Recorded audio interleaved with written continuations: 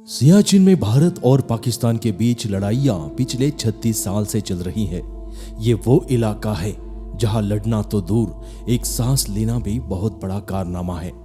करीब 23,000 फीट की ऊंचाई पर 75 किलोमीटर लंबे और करीब 10,000 वर्ग किलोमीटर क्षेत्र में फैले सियाचिन ग्लेशियर का इलाका इतना दुर्गम है कि भारत और पाकिस्तान दोनों ने 1972 तक इसकी सीमा के बारे में स्पष्टीकरण देने की जरूरत ही नहीं समझी थी। भारत को समस्या तब उत्पन्न हुई जब 70 के दशक में कुछ अमेरिकी दस्तावेजों में कराकोरम रेंज के क्षेत्र को पाकिस्तानी इलाके के रूप में दिखाया जाने लगा। भारत को यह भी पता चला कि पाकिस्तानी इस इलाके में पश्चिमी देशों के पर्वतारोहण दल भी भेज रहे हैं ताकि इस इलाके पर उनका दावा मजबूत हो जाए। 80 के दशक में भारतीय खुफिया एजेंसी रॉ के जासूसों को पता चला कि पाकिस्तान जर्मनी से ऊंचाई पर रहने के लिए खास तरह के कपड़े खरीद रहा है। रॉ के प्रमुख रहे विक्रम सूद उस जमाने में श्रीनगर में तैनात थे।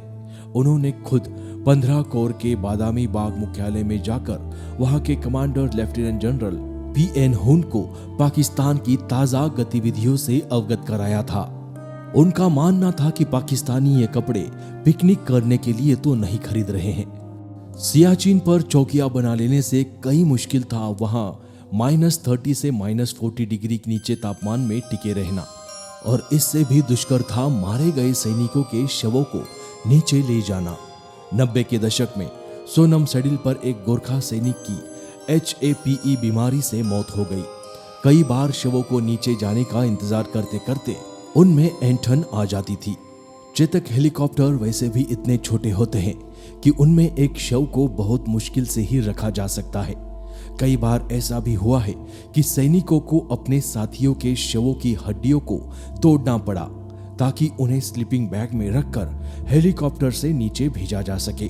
इसका कोई विकल्प नहीं होता था क्योंकि शव को कई दिनों तक उसी जगह रखने से उसमें अकड़न आ जाती थी और वो बिल्कुल चट्टान की तरह सख्त हो जाते थे। सियाचिन में तैनात 2 बिहार टुकड़ी के हवलदार राजीव कुमार ने नितिन गोयल को बताया कि वहां सबसे बड़ी मुसीबत है खाना बनाना। चावल पकाने के लिए प्रेशर कुकर की 21 सीटियां लगानी पड़ती है।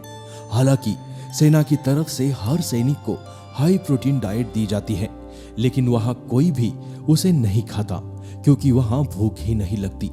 बहुत से सैनिकों की त्वचा का रंग काला पड़ जाता है। वहां तैनात अधिकतर सैनिक नींद न आने की शिकायत करते हैं। डॉक्टरों का मानना है कि नींद न आने का मुख्य कारण ऑक्सीजन की कमी होना है। सियाचिन ग्लेशियर पर मानव शरीर को कम ऑक्सीजन, बेइंतहा ठंड, अल्ट्रावायलेट रेडिएशन के अलावा बहुत कम आर्द्रता का सामना करना पड़ता है। इसके अलावा लंबे समय तक अलग अलग रहना, हमेशा टीन बंद खाने पर निर्भर रहना, साफ पीने का पानी मिलने में दिक्कत, बिजली के बिना अस्थायी तंबुओं में रहना और हमेशा दुश्मन के हमले का डर बने रहना भारतीय सैनिकों का बहुत बड़ा इम्तिहान लेता है।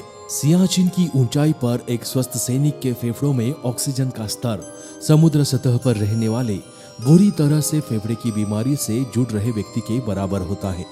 वहां पर भारतीय सैनिकों को सबसे ज्यादा बीमारी होती है उनके फेफड़ों और दिमाग में पानी जमा हो जाना।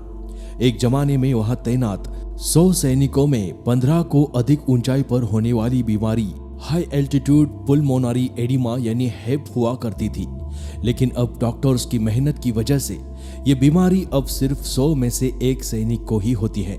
सियाचिन में अभी भी मौतें होती है, लेकिन इनमें से अधिकतर मौतें अब दुर्घटनावश ही होती है।